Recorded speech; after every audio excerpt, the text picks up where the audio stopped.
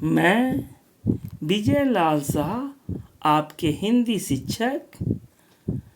आज मैं आप लोगों को आपके पाठ पुस्तक प्रतिभा पाठमाला वर्ग छठा और पाठ तीसरा शीर्षक उगते हुए सूरज का देश यानी जापान, इसकी कहानी के बारे में और इसमें पूछे गए प्रश्नों के बारे में आप लोग को बताने जा रहे हैं। तो सबसे पहले इसका मूल्य है पारंपरिक धरोहर, उन्नति, परिश्रम और अंतर्राष्ट्रीय भ्रमण।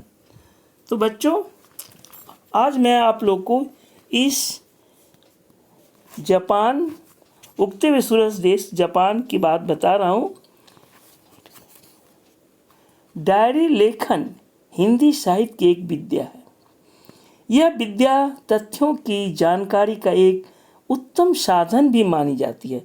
यहाँ एक आपका हम उम्र लड़का जिसका नाम शशांक है कि डायरी के बाद 4 पृष्ठ दिए गए हैं जा रहे हैं, उनके माध्यम से आपको जापान देश से संबंधित कुछ तथ्यों की भी जानकारी मिलेगी। आइए, दिनांक 16 मार्च 2021 प्रिय डायरी से। आज मेरा जन्मदिन है, इसलिए मैं बहुत खुश हूँ। मेरे प्रत्येक जन्मदिन पर मेरे पिताजी कोई विशेष उपहार देते हैं जो सबसे अनोखा तथा ज्ञानवर्धक होता है। आज भी मैं उसी उपहार का बेसब्री से इंतजार कर रहा था। तभी मेरे माता पिता कमरे में आए और जन्मदिन की शुभकामना देते हुए मेरे सामने एक लिफाफा रख दिया। मैं उस लिफाफे को बड़ी उत्सुकता से खोलने लगा कि आखिर इस लिफाफे में क्या होगा। जब लिफाफा खोला तो यह देखकर मैं फूला ना समाया। जापान जाने के लिए हवाई जहाज के 3 टिकट। मैं उछलते हुए पापा से कहा, क्या हम सब हवाई जहाज से जापान जाएंगे? वे मेरे सिर पर हाथ फेरते बोले, हाँ, हम सब जापान जाएंगे। मुझे विश्वास नहीं हो रहा था कि जिस देश की तकनीकी ने पूरे विश्व में अपने नाम की छाप छोड़ रखी है, मैं वहाँ जा रहा हूँ। मेरे सामने वहाँ के दृश्य मंडराने लगे। तभी माँ बोली, बेटा जल्दी से सामान रखना शुरू करो, कल सुबह सुबह ही जापान के लिए रवाना होना है। फिर क्या था, मैं तैयारियों में जुट गया। दिनांक 17 मार्च 2021 फिर डायरी। आज सुबह हम सब सामान के साथ हवाई अड्डे पर पहुंच गए। हवाई जहाज से यह मेरी पहली यात्रा थी, इसलिए मैं और भी ज़्यादा प्रसन्न था। जहाज ने उड़ान भरी, धीरे धीरे वह बादलों के बीच पहुंचा। यह दृश्य अत्यंत अनुपम था। हम जापान की धरती पर पहुंच गए। पूर्व निर्धारित होटल की गाड़ी आई और हम उसमें सवार होकर होटल के लिए निकल पड़े।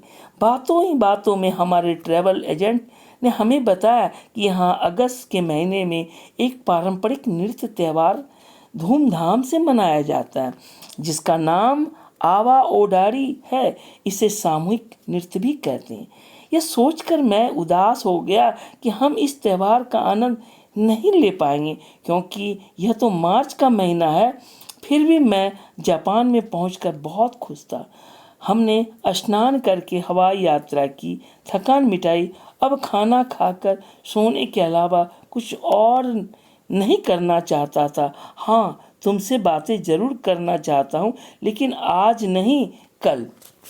फिर दिनांक 18 मार्च 2021 फिर डायरी। आज हम सुबह जापान की सैर करने के लिए निकल पड़े। यहाँ पर सारी चीज़ें व्यवस्थित ढंग से दिखाई दे रही थी। यहाँ पर लोग सिर झुका कर कुछ बोलते हुए लोगों का अभिनंदन करते हुए दिखाई दिए।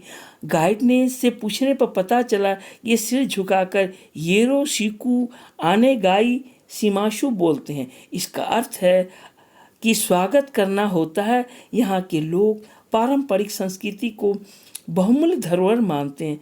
अब हम यहाँ के प्रसिद्ध बौद्ध मंदिर की ओर गए जिसकी स्थापना 1252 ईस्वी में हुई थी। यह जापान के कामाकुरा में स्थित है। यहाँ स्थित बुद्ध भगवान की प्रतिमा की ऊंचाई 13.35 मीटर है। हमने सैर करते हुए ध्यान दिया कि यहाँ के लोगों का पहनावा थोड़ा अलग है। यहाँ के ज़्यादातर लोग पारंपरिक कपड़े ही पहनते हैं जिनका नाम किमोनो है। ये सिल्क के बने होते हैं। घर, त्योहार, विवाह आदि में किमोनो ही पहने जाते हैं। दफ्तर जाने का पहनावा पाश्चात्य शैली का ही होता है। यहाँ की हर जगह की सुंदरता हमें अपनी ओर आकर्षित कर रही थी। गाइड हमें यहाँ के प्रसिद्ध पार्क में ले गया जहाँ चारों ओर हरियाली और बंदर दिखाई दे रहे थे। सभी लोग पार्क में बंदरों के करतब को बड़े ही चाव से देख रहे थे। पार्क के निकट मानवकृत एक तालाब था जिसके नज़दीक पहुंचकर ठंडा सा महसूस होने लगा। सुबह से घूमते घूमते अब मेरे पेट में चूहे कूदने लगे। तब हमने जापानी खाना खाने का निश्चय किया। अब हमारी मेज पर तरह तरह के जापानी व्यंजन आ गए। इन व्यंजनों के नाम थे सुशी, सोमेन, कायू, सोबा, फ्राइड राइस और हियास्को। सभी व्यंजन अत्यंत स्वादिष्ट दिख रहे थे। गाइड ने बताया कि कायू व्यंजन की यह विशेषता है, यह आसानी से पच जाता है। हम सब ने स्वाद लेकर जापानी पकवान खाए। घूमते घूमते हम सब बहुत थक चुके थे। आज के लिए इतना काफ़ी है, हमें वापस होटल चलना चाहिए, मेरे पिताजी ने कहा। दिनांक 19 मार्च 2021। प्रिय डैडी, आज हम बुलेट ट्रेन का आनंद लेने के लिए उस पर सवार हुए। इस ट्रेन का नाम है शिनकानसेन। यह जानकर अच्छा लगा कि यहाँ के ट्रेन समय की पाबंद है। इस ट्रेन की सबसे बड़ी विशेषता यह है कि इसमें दरवाज़ों के ऊपर बड़ी बड़ी LCD लगी हुई है जिनकी स्क्रीन पर जापानी और अंग्रेजी दोनों भाषाओं में स्टेशन से संबंधित पूरी जानकारी लिखित रूप से दर्शाई जाती है, जिससे यात्रियों को किसी भी प्रकार की कठिनाइयों का सामना न करना पड़े। इस ट्रेन की रफ्तार बहुत तेज है। इसके बाद हम जापान का सबसे ऊंचा पर्वत फूजी पर्वत देखने पहुंचे। इसकी ऊंचाई 3776 मीटर है। इसकी चढ़ाई के लिए सबसे अच्छा समय जुलाई से अगस्त होता है। इस वर्ष पर्वत पर पहुंचने के लिए 20 लाख से ज़्यादा लोग कोशिश करते हैं, जिससे कि 30% लोग ही विदेशी होते हैं। जापान को उगते हुए सूरज का देश कहा जाता है क्योंकि यहाँ सबसे पहले सूर्योदय होता है। यहाँ की तकनीकी पूरे विश्व में अपना नाम स्थापित कर चुकी है। जापान ने इलेक्ट्रॉनिक्स तथा विज्ञान तकनीकी के क्षेत्र में विशेष रूप से सफलता हासिल की थी। यहाँ सैर करने के बाद महसूस हुआ कि वास्तव में जापान उगते हुए सूरज का देश है। जापान की राजधानी टोक्यो में टोक्यो टावर स्थित है, जो एफिल टावर से प्रेरित होकर 1958 में बनाया गया था। यह टोक्यो के मिनटों में स्थित है। इसका रंग संतरी और सफ़ेद है। इसकी ऊंचाई 333 मीटर यानी 1.093 फुट। टोक्यो टावर जापान की तकनीकी का एक हिस्सा है। हमारे पास मात्र 3 दिन का ही समय था। पिताजी द्वारा दिए गए इस अनोखे उपहार को यानी इस जापान की यात्रा को मैं कभी नहीं भूलूंगा। जापान के दृश्यों को अपने कैमरे में कैद कर उत्सुकतापूर्वक जानकारी एकत्रित करके हम अपने देश वतन को लौट आए। तो उसके बाद बच्चों, इससे में जो पूछे गए प्रश्न है कि जापान के लोगों की बहुमूल्य धरोहर क्या है। तो बच्चों, इस प्रश्न का उत्तर इसमें जो भी है 2 विकल्प दिए गए हैं। पहला विकल्प है 3 पाश्चात्य शैली, सभ्यता और पारंपरिक संस्कृति। तो इसका सही विकल्प है पारंपरिक संस्कृति। अब दूसरा प्रश्न है बौद्ध मंदिर कहाँ स्थित है। इसमें भी 3 विकल्प पूछे गए हैं, शिमाशु, कामाकुरा और किमोनो। इसका सही विकल्प है कामाकुरा। तो आइए बच्चों, अब आपको प्रश्न 2 के बारे में बता रहे। इसमें भी 2 प्रश्न पूछे गए, अति लघु उत्तर। सामूहिक नृत्य किसे कहते हैं। तो इस प्रश्न का उत्तर इस प्रकार है कि समूह बनाकर नृत्य करने की विद्या को सामूहिक नृत्य कहते हैं। दूसरा प्रश्न है किमोनी किसे कहते हैं और वह किसके बने होते हैं? आइए इस प्रश्न का उत्तर इस प्रकार कि जापान के पारंपरिक कपड़े को किमोनो कहते हैं और वह सिल्क के बने होते हैं। अब आइए तीसरा प्रश्न। इस प्रश्न में भी 3 प्रश्न पूछे गए हैं। पहला प्रश्न है, शशांक ने 18 मार्च को किस किस विषय में जानकारी प्राप्त की? इस प्रश्न का उत्तर इस प्रकार है कि शशांक ने 18 मार्च को जापान के पारंपरिक कपड़े और संस्कृति, प्रसिद्ध बौद्ध मंदिर व्यवस्था और जापानी व्यंजनों के विषय में जानकारी प्राप्त की थी। इस प्रश्न का दूसरा प्रश्न है, जापान को उगते हुए सूरज का देश क्यों कहा जाता है?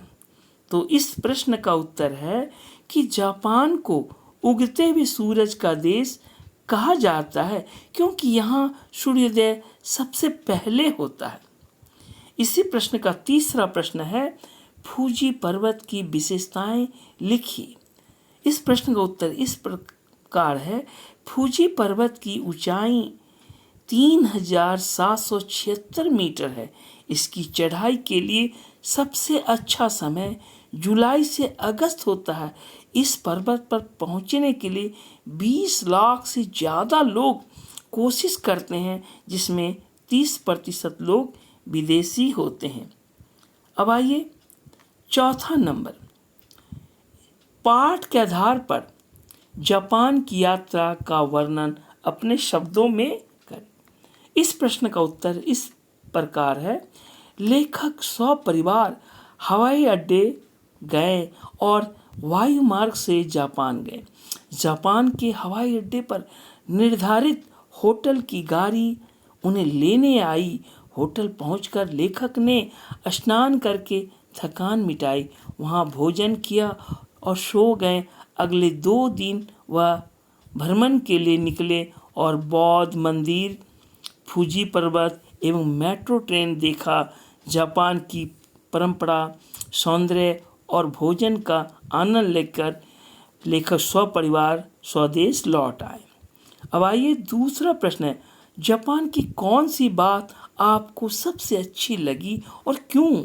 इस प्रश्न का उत्तर इस प्रकार है, जापान की सबसे अच्छी बात मुझे यह लगी कि जापान तकनीकी रूप से इतना विकसित होने के बाद भी अपनी पारंपरिक संस्कृति का त्याग नहीं किया है, बल्कि उसे सदा सादर अपनाता है।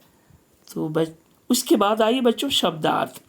ज्ञानवर्धक यानी ज्ञान को बढ़ाना, गाइड मार्गदर्शक, अभिनंदन यानी स्वागत, अनुपम जिसकी उपमा न दी जा सके, बहुमूल्य यानी कीमती, मानवकृत मनुष्य के द्वारा बनाया हुआ, व्यंजन यानी पकवान, वतन यानी अपना देश, तकनीकी यानी प्राविधिक। तो बच्चों आज तक के लिए यहीं तक। अगली कक्षा में हम आप लोगों को अगली विषय के लिए चर्चा करेंगे। तब तक के लिए धन्यवाद।